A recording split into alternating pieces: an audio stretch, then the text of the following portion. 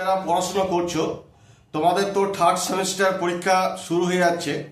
তো এই third semester পরীক্ষা দেওয়ার পর তারপর তোমরা কিন্তু 2026 সালে যে ফোর্থ সেমিস্টার পরীক্ষা দেবে, এই থার্ড সেমিস্টার এবং ফোর্থ সেমিস্টার নাম্বার মিলে কিন্তু তোমাদের ফাইনাল রেজাল্ট অর্থাৎ মূল্যায়ন করা হবে। তো তোমাদের বলবো যে তোমার যে থার্ড সেমিস্টার পরীক্ষা দেবে, প্রথমত হচ্ছে এই থার্ড সেমিস্টার তোমাদের পরীক্ষাটা হচ্ছে এমসিকিউ উপর ভিত্তি করে তোমাদের কিন্তু পরীক্ষা হবে। এবং এই এমসিকিউ উপর ভিত্তি করে যে তোমাদের যে পরীক্ষাটা হবে তার জন্য কিন্তু তোমাদের যে স্টাডিটা কীরকম করা দরকার সেই নিয়ে কিন্তু আমি তোমাদের দু চার কথা বলবো।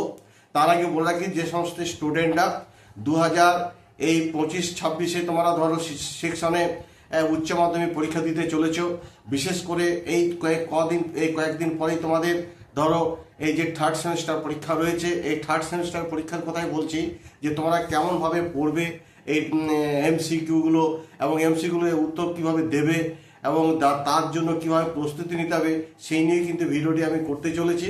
সুতরাং তোমরা প্রথম থেকে শেষ পর্যন্ত ভিডিওটি দেখো, ভালো লাগলে অবশ্যই কিন্তু চ্যানেলটিকে সাবস্ক্রাইব করে দিও আর পাশে থাকা বেল আইকনটিকে প্রেস করতে একেবারে ভুলো না। দেখো, থার্ড সেমিস্টারের যে তোমাদের যে পরীক্ষা হবে, তো উচ্চ মাধ্যমিকের যে থার্ড সেমিস্টার যে পরীক্ষাটা হবে সেটি কিন্তু টোটালি কিন্তু এমসিকিউর উপর ভিত্তি করে কিন্তু পরীক্ষাটি হবে।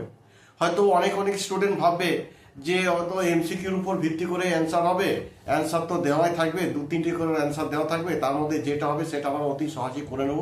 কিন্তু না, শর্ট কোশ্চেনই বলো আর এমসিকিউ বলো, এই অ্যান্সার দেওয়া কিন্তু খুবই একটা জটিলতর একটা ব্যাপার আছে, কারণ অত সহজে উত্তর দেওয়া সম্ভব নয়। মানে আমি বলতে চাইছি, যদি তোমাদের প্রত্যেকটা পাঠ্য বই যদি ভালো মতো যদি রিডিং পড়া থাকে তাহলে কিন্তু তোমাদের এই এমসিকিউ অ্যান্সার দিতে কিন্তু কোনোরকমভাবে অসুবিধা হবে না। কিন্তু তোমরা যদি পাঠ্য বই পড়লে না, হয়তো কিছু গাইডলাইন্সে যে বইগুলো আছে সেই বইগুলো নিয়ে পড়লে তার উপর ভিত্তি করে হয়তো তুমি পরীক্ষা দিতে গেলে সেই ক্ষেত্রে কিন্তু তোমার অনেক সময় অসুবিধা হয়ে যেতে পারে। হয়তো যে গাইডস যে বইগুলো থাকে সেগুলো থেকে হয়তো তুমি পারবে ঠিকই, কিন্তু আমার বক্তব্য হচ্ছে যে তোমাকে কিন্তু পাঠ্য বই, প্রত্যেকটা সাবজেক্টের পাঠ্য বই কিন্তু তোমাকে ভালো মতন কিন্তু রিডিং পড়তে হবে। এবং এই রিডিং যদি তোমার পড়া থাকে তাহলে আমি মনে করি যে তোমাদের যে কিউগুলো যেগুলো আসবে সেগুলো কিন্তু তোমার অতি সহজেই কিন্তু উত্তর দিতে পারবে। এবং অ্যান্সারগুলো এমনভাবে দেওয়া থাকে যে হয়তো হয়তো এক দাগে ক খ গ ঘ বা ABCD করে হয়তো অ্যান্সারগুলো দেওয়া আছে, প্রত্যেকটাই মনে হবে যেন এইটা হবে, কিংবা হয়তো বিএডটা হতে পারে, বা এক দাগে সিএডটা হতে পারে, বা এক দাগে ডিএডটা হতে পারে, এরকম ধরনের কিন্তু একটা কনফিউজ হয়ে যায়। সেই জন্য পাঠ্য বই যদি তোমাদের ঠিক মতো যদি রিডিং পড়া থাকে, ঠিক মতো যদি স্টাডি করা থাকে, তাহলে তোমাদের এই এমসিকিউ উত্তর দিতে কিন্তু কোনো রকম অসুবিধা হবে না। আর যারা ধরো পাঠ্য বই পড়ে গেলে না, ওই কোনো রকম পড়লে না, হয়তো কিছু গাইডলাইন্স যে বইগুলো থাকে, গাইডের যে বইগুলো থাকে সেগুলোই তোমরা ঝরঝর করে মুখস্থ করে গেলে তাতে হয়তো কিছুটা পারবে, কিন্তু যে পুরোপুরি যে স্যাটিসফ্যাকশনভাবে যে উত্তর দিয়ে আসা সেটা কিন্তু সম্ভবপর হয়ে ওঠে না। সেই জন্য প্রত্যেকটা স্টুডেন্টকে বলবো তোমরা কিন্তু পাঠ্য বই ভালো করে পড়ো, মনোযোগ দিয়ে পড়ো, কারণ এই থার্ড সেমিস্টারের যে নাম্বারটি সেই নাম্বার এবং ফোর্থ সেমিস্টারে যখন তোমরা পরীক্ষা দেবে, এই থার্ড সেমিস্টার এবং ফোর্থ সেমিস্টার দুটি মিলেই কিন্তু তোমাদের উচ্চ মাধ্যমিকের যে রেজাল্ট বা মূল্যায়ন করা হবে সেটা তোমরা জানো, বা সে ব্যাপারে কোনো সন্দেহ নেই। সেই জন্য থার্ড সেমিস্টারটা একটা ভালো করে উত্তর দেওয়ার চেষ্টা করো, যেন তোমরা এখান থেকে অনেক করে বেশি করে যেন নাম্বার তুলতে পারো।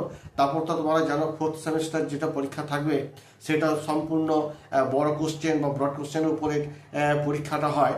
সেই জন্য চেষ্টা করো এমসিকিউর উপর ভিত্তি করে যে পরীক্ষা থার্ড সেমিস্টার হচ্ছে সেখান থেকে কিছু নাম্বার তুলে নেওয়ার। তো যাই হোক, এইটুকু আমার বলার। তোমাদের তো সময় হাতে আর তো নেই, হ্যাঁ, এই সামনেই তোমাদের পরীক্ষা রয়েছে।